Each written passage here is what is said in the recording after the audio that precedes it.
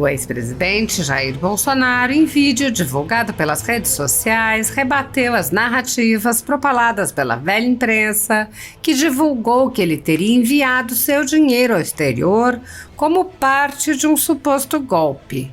Bolsonaro disse: "A imprensa vem divulgando que, segundo a Polícia Federal, eu enviei em dezembro de 22 para os Estados Unidos R$800 mil à espera de um golpe." Bolsonaro apontou que a velha imprensa afirma ter recebido as informações da Polícia Federal e prosseguiu: "Dizer à nossa querida Polícia Federal que o último país do mundo onde um golpista, ditador, enviaria recursos seria os Estados Unidos, porque é um país democrata que respeita tratados e esses recursos seriam imediatamente bloqueados." Bolsonaro lembrou ainda que em 2023, brasileiros enviaram ao exterior 2 bilhões e 100 milhões de dólares e acrescentou: "Porque isso não é crime." O ex-presidente explicou: "Porque tínhamos dúvidas sobre a política e a economia do atual mandatário de esquerda." Na conjuntura jurídica atual do Brasil, muitas pessoas estão sendo tratadas como subcidadãos, sendo perseguidas implacavelmente por medidas judiciais invasivas e arbitrárias, sem direito razoável ao contraditório e à ampla defesa, pelo simples motivo de terem manifestado apoio ao ex-presidente Jair Bolsonaro. Por expressarem suas opiniões, são alvo de CPIs, de inquéritos secretos conduzidos pelo ministro Alexandre de Moraes no Supremo Tribunal Federal, ou são vítimas de medidas arbitrárias como prisões políticas, apreensão de bens, exposição indevida de dados, entre outras. O ex-presidente Jair Bolsonaro chegou a advertir durante seu mandato em um pronunciamento para uma manifestação da então subprocuradora Lindor Araújo da Procuradoria-Geral da República, que mencionou o uso da técnica da Fishing Expedition por parte do ministro Alexandre de Moraes. A técnica é comum nos inquéritos conduzidos por Moraes contra adversários políticos, jornais independentes e cidadãos que se expressam de maneira crítica contra a conduta de ministros da Suprema Corte. Neste modus operandi, o investigador promove uma devassa em pessoas escolhidas por ele para procurar algum indício ou algum motivo para a acusação, em contrariedade ao preconizado pelo direito que deveria investigar fatos. Bolsonaro disse: "Há uma figura dos advogados, joga a rede. O cara joga a rede, depois puxa a rede, vê o que tem nela e acusa a pessoa. Se eu pegar qualquer um de vocês, quebrar os sigilos de vocês, tua esposa, teu irmão, teu tio, teu avô, teu padrasto, vou achar alguma coisa. O cara comprou R$20 mil, um carro de um tal fulano. Vai que esse fulano é traficante, ninguém sabe disso. Opa, vamos investigar essa pessoa por relação com o tráfico." É isso que os caras fazem. Em inquéritos conduzidos em cortes superiores, observa-se um procedimento característico.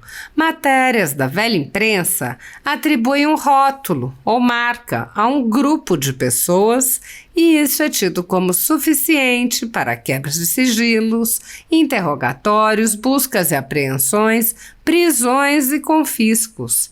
As matérias e depoimentos de pessoas suspeitas são aceitas sem questionamento como se fossem provas e servem de base para medidas cautelares contra as pessoas marcadas. Após promover uma devassa nas pessoas e empresas, no que é conhecido como Fishing Expedition, os dados são vazados para a velha imprensa, que então promove um assalto de reputações que dá causa a novas medidas abusivas.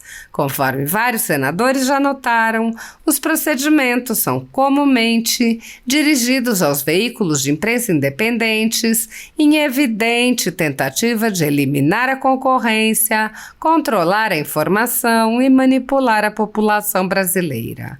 Em um inquérito administrativo no Tribunal Superior Eleitoral, Federal. Seguindo esse tipo de procedimento, o ministro Luiz Felipe Salomão ordenou o confisco da renda de diversas pessoas, sites e canais conservadores, inclusive a Folha Política. A decisão recebeu elogios dos ministros Luiz Roberto Barroso, Alexandre de Moraes e Edson Fachin.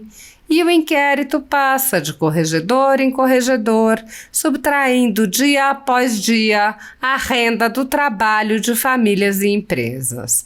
Após o ministro Luiz Felipe Salomão, já foram relatores do inquérito os ministros Mauro Campbell Marques e Benedito Gonçalves, e o atual relator é o ministro Raul Araújo.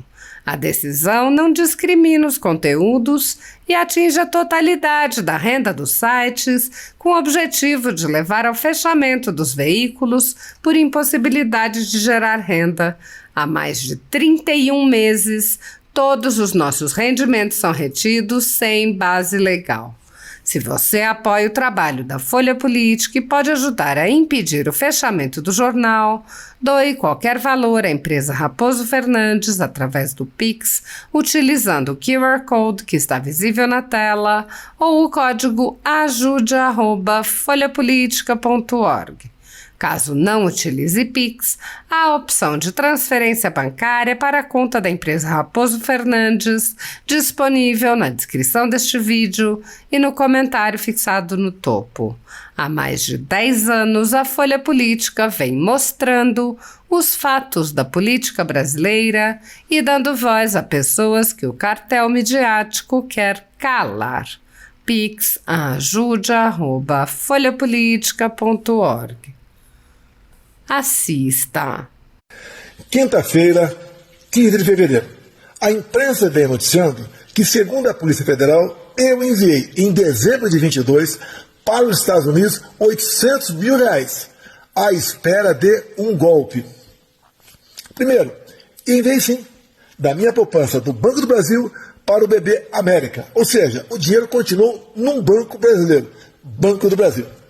Dizia a nossa querida Polícia Federal que o último país do mundo onde um golpista, ditador, enviaria recursos seria os Estados Unidos, porque é um país democrata que respeita tratados. E esses recursos seriam imediatamente bloqueados. No mais, só em 23, brasileiros enviaram para fora do país 2 bilhões e 100 milhões de dólares. Repito, isso não é crime. No mais, por que eles fizeram isso? Assim como eu. Porque tínhamos dúvidas sobre a política e economia do atual mandatário de esquerda. Um abraço a todos. Eu só... Pronto. Boa tarde a todos vocês. Eu sou o vice-líder da oposição no Senado. Esse assunto que a gente veio tratar com o presidente dessa casa ainda num período de recesso, porque começa oficialmente amanhã, só teremos pautas legislativas a partir da próxima semana. Mas esse assunto aqui, até pelos parlamentares que aqui estão, transcende a questão de partido, questão de família Bolsonaro, é uma coisa muito maior do que a gente imagina. Nós temos parlamentares aqui do PSDB, do União Brasil, do Podemos, do PP, a ministra, ex-ministra, hoje senadora Tereza Cristina, acabou de sair, mas estava conosco, republicanos, PL e eu do Novo. E a gente vê uma deteriorização moral muito grande no país.